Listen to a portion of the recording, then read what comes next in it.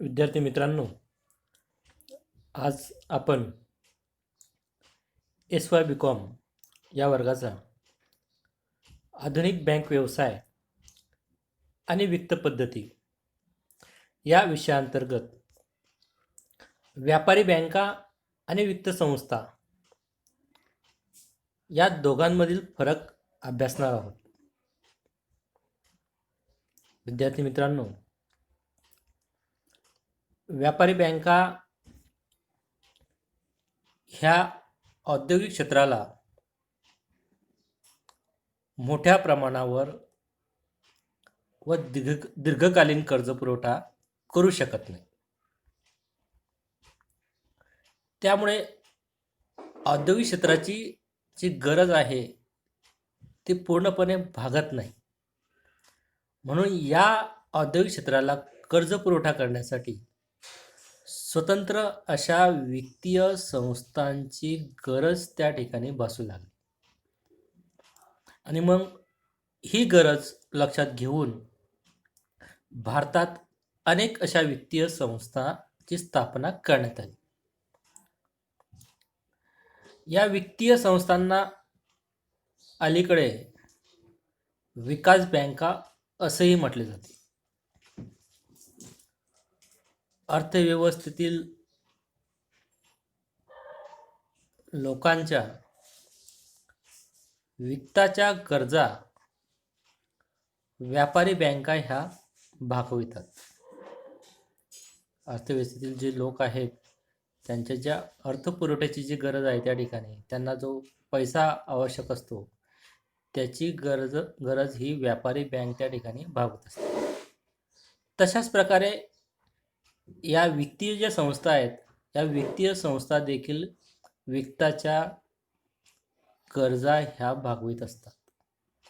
मग असं असलं तरी व्यापारी बँका आणि वित्तीय संस्था या दोघं सारख्या नाहीत, त्यांच्यात फरक आहे. मग हा फरक आपल्याला जाणून घ्यायचा आहे, हा फरक आपल्याला अभ्यासून घ्यायचा आहे.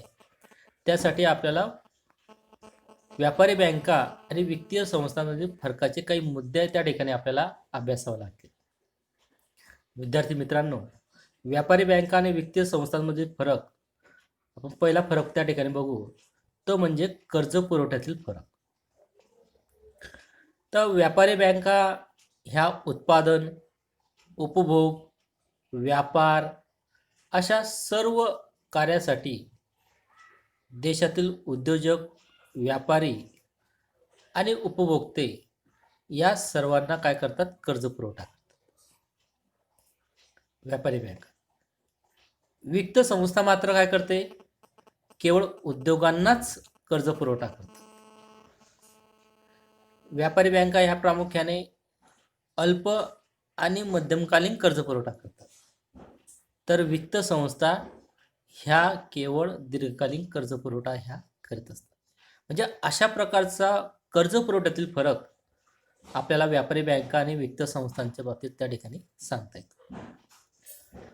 दुसरा फरक आपण त्या ठिकाणी अभ्यासू, तो म्हणजे उद्देशातील फरक. तर प्रत्येक बँकांचा जो उद्देश असतो तो वेगवेगळा असतो.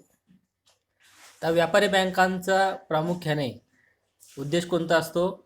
व्यापाऱ्यांना कर्ज देणे, त्याचप्रमाणे नफा मिळवणे या हेतूने व्यापारी बँका ह्या स्थापन झालेल्या असतात. तर वित्त संस्थांचा हेतू काय आहे?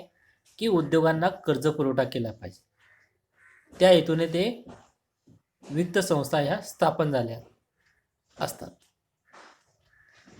वित्त संस्थांचा हेतू नफा मिळवणे हा नसतो, तर केवळ उद्योगाचा विकास करणे किंवा औद्योगिकीकरण घडवून आणणे हा वित्त संस्थांचा प्रमुख उद्देश त्या ठिकाणी आपल्याला पाहता येतो. म्हणजे अशा प्रकारे व्यापारी बँका आणि वित्त संस्था या दोघांमधील जो हेतू आहे तो हेतू त्या ठिकाणी आपल्याला स्पष्ट करता येतो. तिसरा फरक आपण त्या ठिकाणी अभ्यासू व्यापारी बँका आणि वित्तीय संस्थांमधील, तो म्हणजे विशेषीकरणातील फरक. आता ज्या सर्व व्यापारी बँका आहेत त्या साधारणतः बँकांची सर्व प्रकारची कार्य ही पार पाडत असतात. या सर्व प्रकारच्या ज्या व्यापारी बँका आहेत त्या ज्या इतर बँक कामकाज करतात, जी कार्य करतात, तशाच प्रकारची कार्य ही व्यापारी बँका ही करीत असताना आपल्याला दिसून येते. तर अनेक वित्तीय संस्था ह्या कशा असतात? विशेषीकृत असतात. ह्या वित्त संस्था विशेष क्षेत्रासाठी स्थापन झालेल्या असतात आणि त्या विशेष क्षेत्रासाठी काय करतात? कार्य करीत असतात आणि त्या विशेष क्षेत्राला काय करतात? कर्ज पुरवण्याचं काम त्या ठिकाणी ह्या वित्त संस्था करतात. म्हणजे अशा प्रकारे व्यापारी बँका आणि वित्त संस्थांचा त्या ठिकाणी विशेषीकरणातील फरक हा एक मुद्दा आपल्याला अभ्यासता येतो. पुढचा मुद्दा आपण त्या ठिकाणी बघू, तो म्हणजे पुनर्वित्त पुरवठा. आता व्यापारी बँका ह्या देखील पुनर्वित्त पुरवठ्याचे काम करतात. पुनर्वित्त पुरवठा करण्याचे कार्य त्या ठिकाणी ते व्यवस्थित पद्धतीने पार पाडतात. तर अनेक वित्तीय संस्था मात्र हे पुनर्वित्त पुरवठा करण्याचे काम करीत असतात. म्हणजे अशा प्रकारे पुनर्वित्त पुरवठ्याच्या बाबतीत आपल्याला व्यापारी बँका आणि वित्त संस्थांचा फरक त्या ठिकाणी आपल्याला सांगता येतो. पुढचा एक फरक त्या ठिकाणी आपण अभ्यासू, तो म्हणजे मालकीतील फरक. आता ज्या व्यापारी बँका आहेत त्या व्यापारी बँका ह्या खाजगी तसेच सार्वजनिक मालकीच्या आपल्याला त्या ठिकाणी दिसून येतात. तर वित्त संस्था ह्या केवळ सार्वजनिक मालकी असलेल्याच आपल्याला दिसून येतात. म्हणजे वित्त संस्थांची जी स्थापना आहे ते सरकारने त्या ठिकाणी स्थापन केलेले आहे. सरकारने या वित्त संस्थांची स्थापना करून भांडवल पुरवठा ही सरकारने या वित्त संस्थांना त्या ठिकाणी उपलब्ध करून दिलेला आपल्याला दिसून येतो. म्हणजे अशा प्रकारच्या मालकीतील फरक म्हणजे व्यापारी बँका ह्या सार्वजनिक आणि खाजगी या दोघं मालकीच्या त्या ठिकाणी दिसून येतात.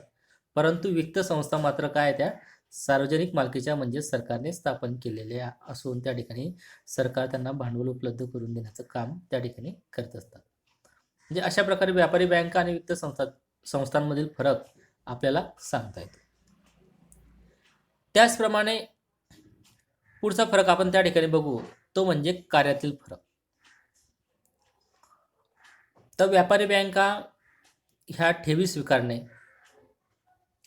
कर्ज देणे, पैसे पाठविणे, विश्वस्ताची कार्य करणे, सुरक्षित खणांची उपलब्धता करून देणे, खातेदाराचा प्रतिनिधी म्हणून त्या ठिकाणी कार्य करणे, अशा प्रकारची कार्य ही व्यापारी बँका त्या ठिकाणी करीत असतात.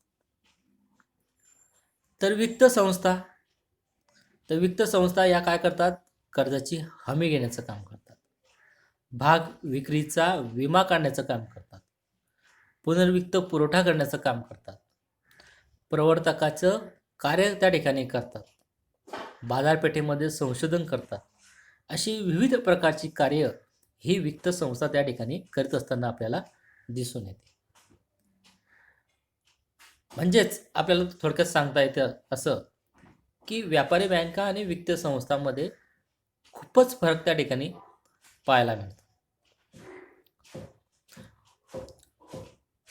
पुढचा मुद्दा आपण त्या ठिकाणी बघू, तो म्हणजे पतनिर्मितीच्या कार्यातील फरक. व्यापारी बँका आणि वित्त संस्थांमधील शेवटचा फरक त्या ठिकाणी आपल्याला पाहता येतोय, तो म्हणजे पतनिर्मितीच्या कार्यातील फरक. तर व्यापारी बँका ह्या पतनिर्मितीचे कार्य करतात, परंतु वित्त संस्था मात्र पतनिर्मितीचे कार्य करीत नाहीत. म्हणजे असा एक फरक व्यापारी बँका व वित्त संस्थांच्या बाबतीत त्या ठिकाणी सांगता येतो.